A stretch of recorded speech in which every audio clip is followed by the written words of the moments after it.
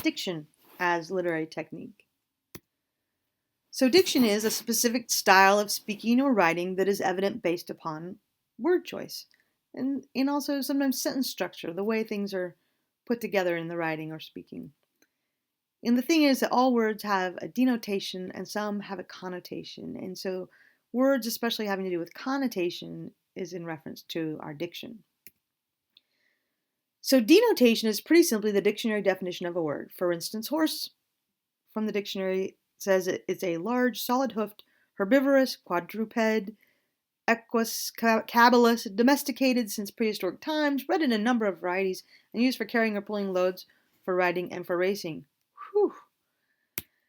Now, connotation, you can't find it in the dictionary, but it's the implied emotional or cultural meaning of a word. So these are also two words used with horses, steed and nag. Now, a steed has a very positive connotation, a strong, smart horse.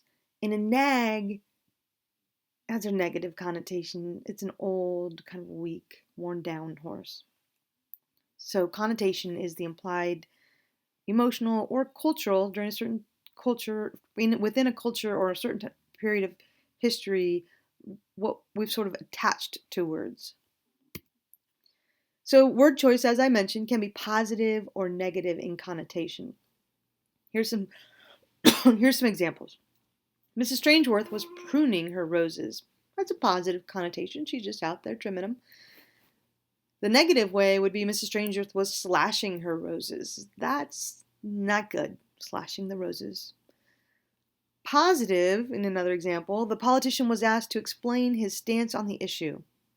And stance is fairly neutral. Whereas negative, the politician was asked to explain his spin on the issue, suggests that it may not be so truthful. It's just his side, and that has a negative connotation. So let's look at diction in Steinbeck's Of Mice and Men. In this example, Crooks is talking, and I think he's talking to Lenny at this point. He says, "Come on in and set a while," Crooks said. "All the boys gone into town, huh?" So boys, we know what boys are. We all know the denotation of that, but what's the connotation of boys? For instance, when I talk about my grandson and my nephews, I always call them my boys. And that's a very positive connotation. But when Crooks is talking about the other ranch hands who are grown men and he calls them boys, what's the connotation here? What is he suggesting by calling those grown men boys? Here's another example, and this is, we know these words, Negro, colored man. First example, Crooks had retired into the terrible protective dignity of the Negro. And that's just the narrator speaking there.